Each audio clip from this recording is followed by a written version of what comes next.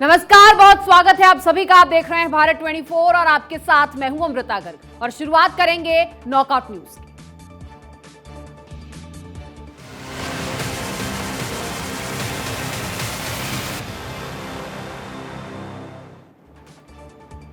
और सबसे पहले बात दिल्ली में भ्रष्टाचार की करेंगे, जिस पर बवाल जारी है। दिल्ली में भ्रष्टाचार पर बीजेपी बनाम आम आदमी पार्टी की जंग तेज हो गई है।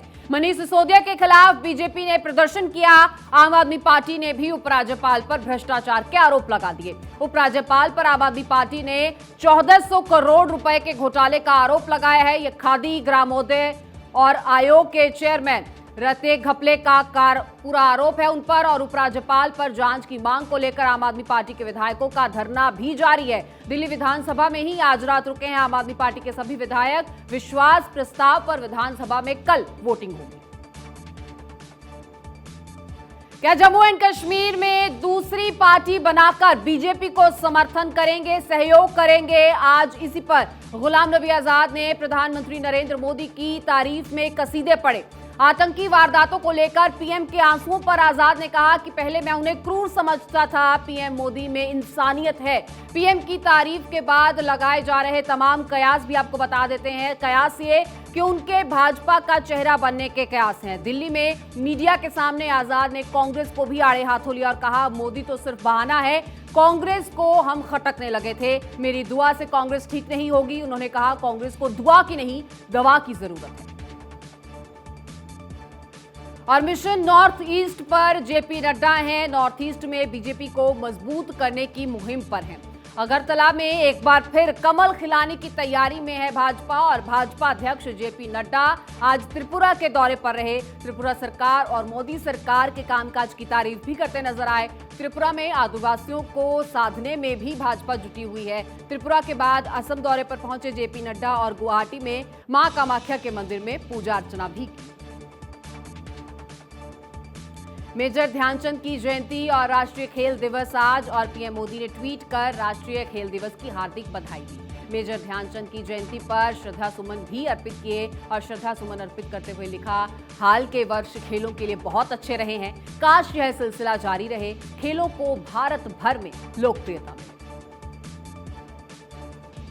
ट्विन टावर के गुनाहगारों पर अब बड़ी कार्रवाई की बात कर लेते हैं। उत्तर प्रदेश के कई आईएएस और पीसीएस अफसर कार्रवाई की जद में हैं। उत्तर प्रदेश प्रशासन के करीब 26 अफसरों पर कार्रवाई की तैयारी की खबर है। और जांच कमेटी की रिपोर्ट के अनुसार जिम्मेदार तमाम अफसरों पर बड़ी कार्रवाई की तैयारी हो रही है। आरोपियों की सूची में कई अफसर दिवंगत हो चुके हैं, तो कई अफसर भारत छोड़कर बाहर बस गए हैं, विदेशों में बसे हुए हैं। अब ऐसे में सवाल उठ रहे हैं कि क्या सरकार इन्हें ढूंढकर करेगी कोई ठोस कार्रवाई?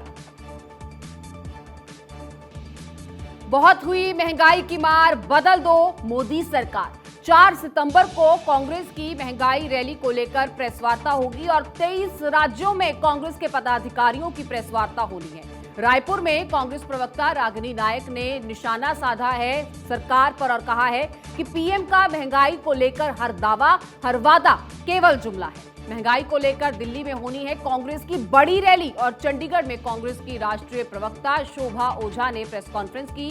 कांग्रेस ने नारा दिया है कि बहुत हुई महंगाई की मार, बदल दो मोदी सरकार। अदालत के आज के अहम फैसलों की अब बात कर लेते हैं। कृष्ण जन्मभूमि को लेकर इलाहाबाद हाईकोर्ट का अहम फैसला सामने आया है। मथुरा में कृष्ण जन्मभूमि की याचिका को लेकर जल्द फैसला सुनाने का आदेश दिया गया। मथुरा की जिला अदालत को यह आदेश दिया गया। इलाहाबाद हाईकोर्ट ने 4 माह का समय दिया। 4 महीने में अब याचिकाकर्ता की अर्जी पर सुनवाई करके फैसला सुनाना होगा। तो इधर कर्नाटक हिजाब मामले में सुप्रीम कोर्ट में आज सुनवाई टल गई। याचिकाकर्ता ने हाईकोर्ट के फैसले को सुप्रीम कोर्ट में चुनौती दे रखी है। राफेल सौदे से जुड़ी अहम याचिका को भी आज सुप्रीम कोर्ट ने खारिज कर दिया। सुप्रीम कोर्ट ने कहा है कि राफेल पर अब कोई भी दोबारा जांच नहीं होगी। और सीबीआई अब खंगालेगी मनीष सिसोदिया का बैंक लॉकर। जी हां, सीबीआई ने सिसोदिया को लॉकर चेक करने का नोटिस दे दिया है। 30 अगस्त को सीबीआई खोलेगी सिसोदिया के बैंक लॉकर और सिसोदिया के खिलाफ आबकारी मामले में जांच चल रही है। सीबीआई की कार्रवाई जारी है। डिप्टी सीएम मनीष सिसोदिया ने इस बारे में ट्वीट करते हुए लिखा कि कल सीबीआई हमारा बैंक लॉकर देखने आ रही है। 19 अगस्त को मेरे घर पर 14 घंटे की रेड में कुछ नहीं मिला था, लॉकर में भी कुछ नहीं मिलेगा। सीबीआई का स्वागत है, जांच में मेरा परिवार और मेरा पूरा सहयोग रहेगा। और पेट्रोल बने हथियार की बात कर लेते हैं। घेरे में सुरेंद्र सरकार है। नफरत, मोहब्बत और हैवानियत की सभी हदें पार करता एक तरफा प्यार जिसने एक लड़की की जान ली। प्यार के नाम पर झारखंड के दुमका में हैवानियत पार हुई। प्रपोजल ठुकराया तो लड़की को जिंदा जला दिया गया। दुमका में लड़की को प्रेमी ने आग लगाई और अब देश इंसाफ की मांग कर रहा है। मरने से पहले इस लड़की ने भी अपील की कि उसके साथ भी ऐसा ही हो। अब सुरेंद्र सरकार ने 10 लाख रुपए का मुआवजा दिया है। इधर राज्यपाल ने खुद संज्ञान लिया है और 2 लाख की मदद का ऐलान कर दिया गया है। और ममता बनर्जी की ललकार की बात अब करते हैं, जहां उन्होंने कहा कि मुझे गिरफ्तार करें और फिर देखें कि क्या होता है। ममता बनर्जी ने भाजपा सरकार पर निशाना साधा है। टीएमसी छात्र संघ परिषद के स्थापना समारोह में ममता की दहाड़ सुनने को मिली। वे बोली कि अब सब कुछ भाजपा के पैसे से चल रहा है, सब चोर हैं लेकिन भाजपा संत है। भाजपा के खिलाफ लड़ाई जारी रहनी चाहिए। इस बार 2024 में बीजेपी को दिल्ली से हटाना होगा। वे 2021 में कलकत्ता हारे, अब 2024 में लाल किले से उन्हें हराना है। पार्थ चटर्जी के बाद कोलकाता मेयर की गिरफ्तारी पर ममता बोल रही थी। और अब योगी मंत्रिमंडल के विस्तार की अटकलें तेज हो गई हैं। उत्तर प्रदेश में जल्द हो सकता है मंत्रिमंडल का विस्तार। जानकार सूत्रों ने खुलासा किया है कि अगले एक पखवाड़े में योगी मंत्रिमंडल का विस्तार हो सकता है। इस मंत्रिमंडल में 5 और मंत्री शामिल हो सकते हैं। अध्यक्ष बनते ही भूपेंद्र चौधरी का मंत्रालय खाली हो गया है। जल्द ही संगठन और सरकार की मंत्रिमंडल विस्तार पर मंत्रणा होगी। और लखनऊ में सद्भावना का बड़ा सम्मेलन होने जा रहा है। इस्लामिक सेंटर ऑफ इंडिया सम्मेलन में सर्वधर्म के लोग शरीक हुए। मुस्लिम धर्म गुरुओं के साथ हिंदू धर्म गुरु भी एक मंच पर नजर आए। मौलाना खालिद रशीद फरंगी महली की सरपरस्ती में चल रहा है ये सम्मेलन और जमीयत उलेमा के बैनर तले देश भर में सद्भावना संसद चल रही है। हिंदू, मुस्लिम, सिख, जैन, ईसाई धर्म गुरु इस मौके पर तमाम जो मौजूदा हालात हैं उस पर चिंता जाहिर करते नजर आए। राष्ट्रीय एकता और आपसी भाईचारे को कायम रखने का भी उन्होंने संदेश दिया। और यूपी में वीआरएस मांगने पर 3 आईएएस अफसरों की विजिलेंस रिपोर्ट तलब कर ली गई है। जी हां, IAS Renuka Kumar, IAS Jyotika Patankar, IAS Vikas Gothalwal ने मांगा है वीआरएस और 5 साल में इनकी तैनाती वाले विभागों से अब एनओसी मांगी जाएगी। नियुक्ति एवं कार्मिक विभागों से एनओसी मांगी है। और आपको बता दें, यहां 1982 बैच की आईएएस रेणुका कुमार जून 2023 में सेवानिवृत्त हो रही हैं। केंद्रीय प्रतिनियुक्ति के लौटकर अभी तक भी उन्होंने ज्वाइन नहीं किया है। और इधर अपर सचिव ज्योतिका पाटणकर, इनका जनवरी 2024 में रिटायरमेंट है। पाटणकर अभी कौशल विकास एवं उद्यम मंत्रालय में अपर सचिव हैं। तो आईएएस विकास गोठलवाल का अगर जिक्र करें तो कार्यकाल फरवरी 2038 तक है, लेकिन गोठलवाल 13 सितंबर 2021 से स्टडी लीव पर चल रहे हैं। और जाटलैंड पर केंद्र और बीजेपी की विशेष मेहरबानी देखने को मिली, जहां यूपी के जाटलैंड को रेलवे ने बड़ा तोहफा दे दिया है। बिजनौर से हस्तिनापुर के बीच नए रेल मार्ग का प्रस्ताव पास हो गया है। एफएलसी के लिए 1 करोड़ 58 लाख की राशि स्वीकृत हुई है। सरदना, बुढ़ाना, शामली और कैराना सहित कई जाट बहुल्य इलाकों को इससे लाभ होने वाला है।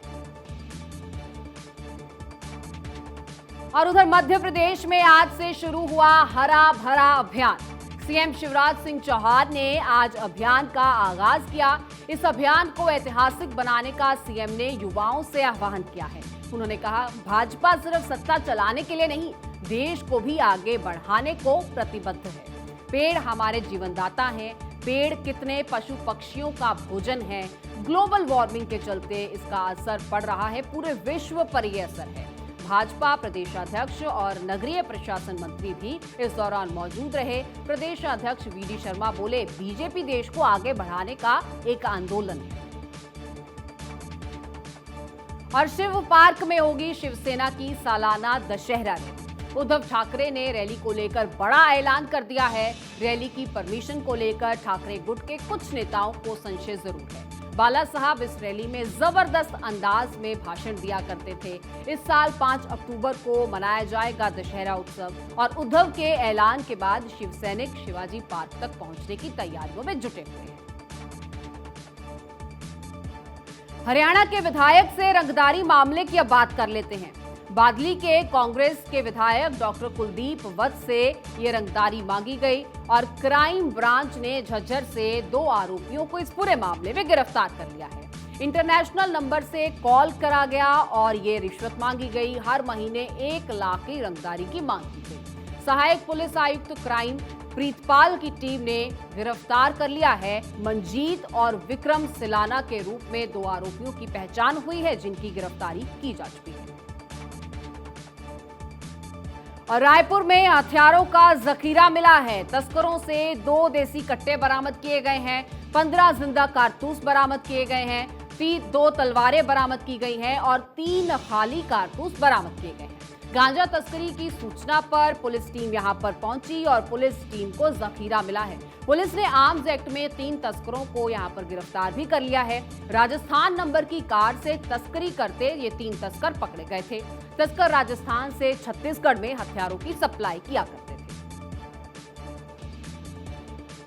और भारतीय सेना के बेड़े में शामिल हुई है एक और अचूक मिसाइल। जी हां, चीन पाकिस्तान की नाक में दम कर सकती है पिनाका मिसाइल। जैसलमेर के पोखरण में पिनाका मिसाइल का सफल परीक्षण हुआ। डीआरडीओ और भारतीय सेना ने पिनाका मिसाइल का सफल परीक्षण किया है। इस मिसाइल की खासियत अब आपको बता दें, लॉन्चिंग के बाद भी इसका टारगेट बदला जा सकता है। यह मिसाइल गाड़ी, बंकर, बेड़े, तोप या किसी भी लक्ष्य पर सटीक निशाना लगा सकती है। 45 किलोमीटर के दायरे में लक्ष्य को भेदने में यह मिसाइल सक्षम है और तो और किसी भी मौसम में अचूक वार से नहीं बच सकता कोई भी निशाना। और उधर आकाश एयरलाइन के डेटा में सेंधमारी का मामला सामने आया है। विमान कंपनी के यात्रियों की जानकारियां लीक होने का खुलासा हुआ है। यात्रियों के नाम, उनके लिंक, उनके ईमेल, फोन नंबर जैसी तमाम निजी जानकारियां लीक हुई हैं। और लीक किनको हुई हैं? अनधिकृत जो लोग हैं उनको ये महत्वपूर्ण जानकारियां लीक हुई हैं। 7 अगस्त को आकाश एयर ने अपनी पहली उड़ान की शुरुआत की थी।